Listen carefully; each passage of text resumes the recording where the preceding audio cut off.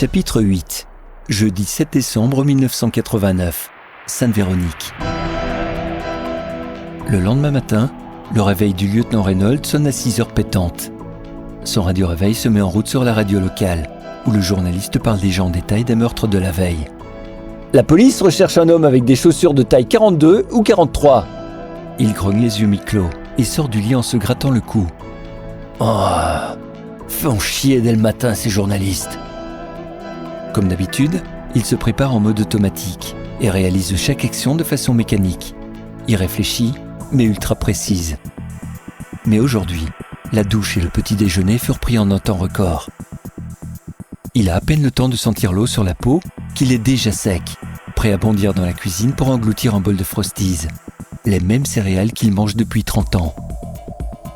Une fois son bol de céréales avalé, Reynolds se jette sur sa cravate et la noue en quelques secondes devant le miroir du couloir, près de la porte d'entrée de son petit appartement. Il met sa veste et son imperméable, glisse ses pieds dans ses chaussures et claque la porte en laissant les clés à l'intérieur. Et merde! La journée commence bien. Il verra ce soir avec le concierge de l'immeuble. À force de s'enfermer à l'extérieur, il a fini par lui laisser une clé. La journée commence sous la grisaille et le froid de décembre. La nuit porte conseil, et c'est bien ce que le lieutenant Reynolds espérait. Mais il n'a pas le déclic espéré en se levant ce matin. La journée d'hier était chargée en émotions et en surprises. À moins que le meurtrier ne commette une imprudence, ou qu'il y ait des éclaircissements inespérés, il ne voit pas comment cette journée pourrait être plus riche en rebondissements que la précédente. Il arrive au commissariat peu avant 7 heures. Il jette un œil rapide sur son bureau et traite quelques paperasses avant de reprendre son enquête. Vers 8 heures, il se prépare à partir pour le bar Le Goéland. Le commissaire arrive au bout du couloir avec 2 hommes en costume identique, façon agent du FBI. « Oh non, merde, pas lui !» Il pousse un soupir, ferme les yeux et reprend immédiatement une attitude normale et professionnelle. « Messieurs, je vous présente le lieutenant Reynolds, notre enquêteur aux homicides dans cette affaire. Vous dérangez pas, commissaire? On se connaît, hein, lieutenant Reynolds ?» Le plus grand des 2 hommes vient de parler, d'une voix grave et puissante. C'est un homme d'une 50aine d'années, blond, presque chauve, avec une tête de bulldog et une moustache mal taillée qui recouvre la totalité de la lèvre supérieure. Son fort accent bruxellois accentue fortement l'air. « En effet, commissaire, nous étions collègues dans une autre vie. N'est-ce pas, Bart? Oui, Reynolds. » Le grand blond sourit. « Et je vois que tu n'as pas changé. Tu as toujours tes souliers sales. Allez, hein, c'est pas élégant, ça, pour les femmes. Les chaussures, zut. » Un flot de pensée submerge son esprit en une fraction de seconde. Il a oublié de les nettoyer. Il faudra vraiment qu'il s'en occupe aussi. Déjà enfant, sa mère lui faisait des remarques sur ses vêtements et ses chaussures.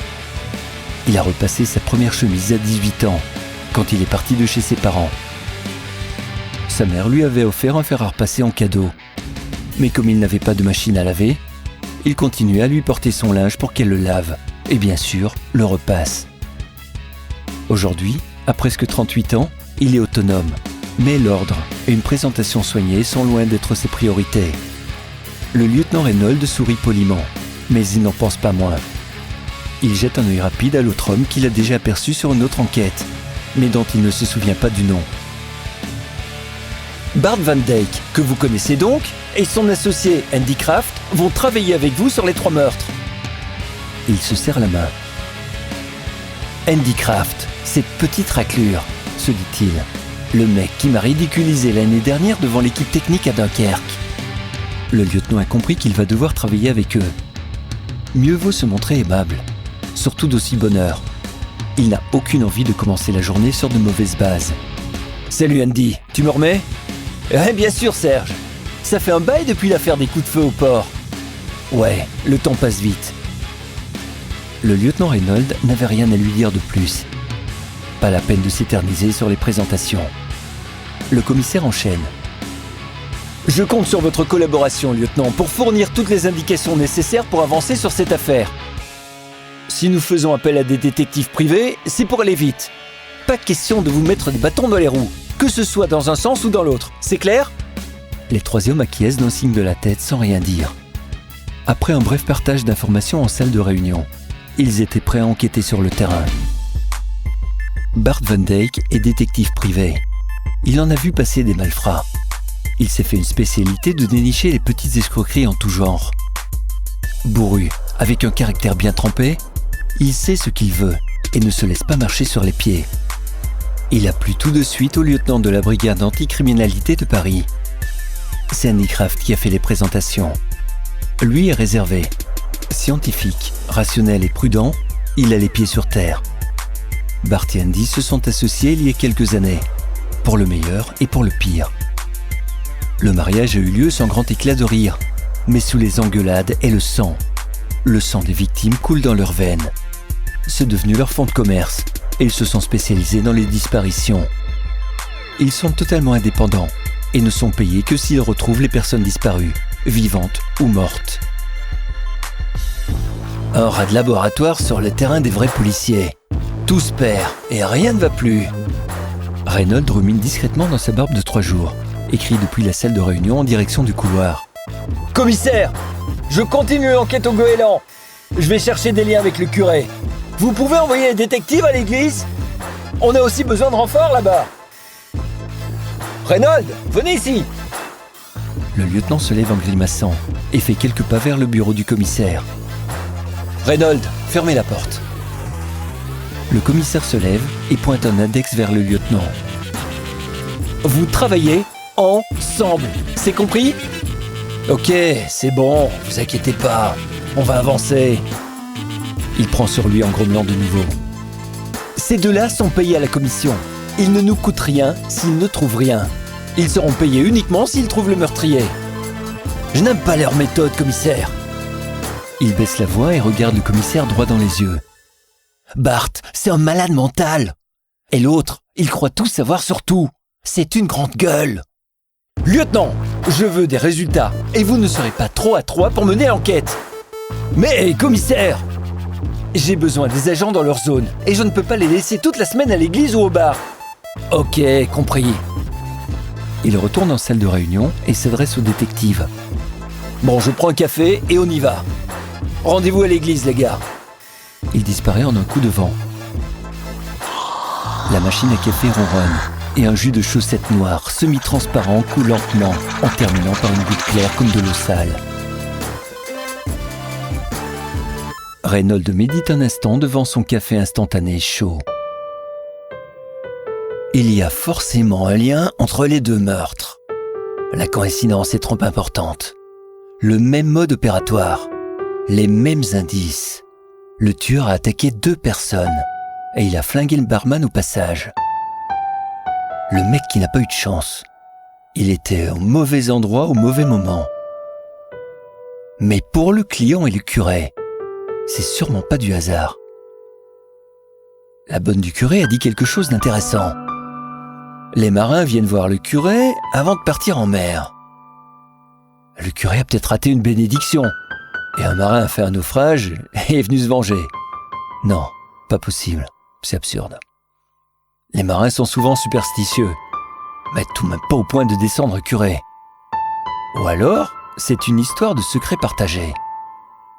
Une confession trop intime. Un secret qui aurait pu être dévoilé au curé et que quelqu'un a eu peur que ça s'ébruite. Ah, pourquoi pas? Reynolds sourit. Un début de piste? Pourquoi pas? Mais alors dans ce cas, pourquoi arracher un œil et le laisser sur le lieu du crime? Le médecin légiste a parlé du nerf optique coupé. Pas arraché, mais coupé précisément avec un objet tranchant. Ou quelque chose comme ça. Il a parlé de scalpel. C'est un chirurgien qui a un scalpel.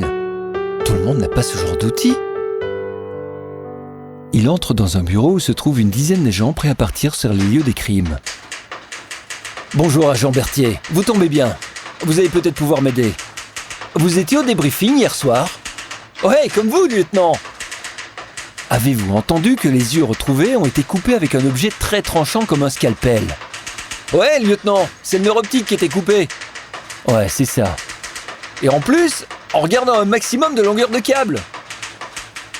Longueur de câble. Ouais, le tueur a fait bien attention de garder un maximum de longueur pour le nerf optique. Ouais, peut-être, je sais plus. Drôle de façon de le dire. Mais bon, on parle de la même chose. Berthier, ça ne vous rappelle pas l'affaire du chirurgien qui a tué sa femme et qui l'a ensuite tailladé d'une centaine de coups de scalpel, en coupant de longues bandes de peau? Ouais, effectivement. Mais si je peux me permettre, lieutenant, ça fait plusieurs années qu'il est mort. Il s'est suicidé en prison. On l'a retrouvé pendu à une corde. Ça peut pas être lui. Ah ouais, c'est juste, il est mort. Mais son corps n'a jamais été enterré. Ah bon? Vous êtes sûr? Ouais, le gardien qui a décroché l'a posé sur le sol. Il a ensuite aidé pour amener le corps à la morgue. 5 heures plus tard, quand le médecin légiste a voulu l'autopsier, il avait disparu. Et hop, plus de traces, complètement envolé. Quelqu'un a volé le corps? C'est la seule explication. Ou alors il était pas vraiment mort. Vous rigolez? Un médecin a confirmé sa mort. Peut-être qu'il a servi de midi aux autres détenus. Les autres collègues à côté sourient. Très marrant. Bon, ça suffit, on essaye d'avancer maintenant. Vous feriez mieux de vous dépêcher de vous rendre à l'église. Ils seront pas trop de là-bas pour gérer les journalistes et les autres curieux. Je file au goéland. Il se met en route et passe la journée dans le froid et l'humidité, accompagné des 2 détectives. Ils interrogent des clients du bar, des curieux qui passaient par là, et fouillent partout où cela est possible. En fin de journée, il parvient à lâcher les détectives qui, de toute évidence, préfèrent aussi mener l'enquête seuls de leur côté. Maintenant qu'ils ont suffisamment d'informations, ils peuvent se débrouiller. Il décroche son talkie-walkie. « Reynolds pour les agents à l'église. Vous allez avoir la visite de 2 détectives. Ils sont avec nous. Laissez-les passer. » Compris, chef. Enfin tranquille pour quelque temps. Il n'allait plus avoir ses guignols dans les pattes. Cela dit, si l'enquête stagne, il sera peut-être content de leur refiler l'affaire. Mais pour l'instant, c'est son enquête. Hors de question de laisser filer la chance de montrer à ses supérieurs qu'il est le boss de la situation. S'il parvient à coincer rapidement le meurtrier, il pourrait être promu ailleurs. Ce sera l'occasion de demander une mutation dans le sud. Bye bye la grisaille du nord. Mais pour l'instant, il faut attraper cette vermine.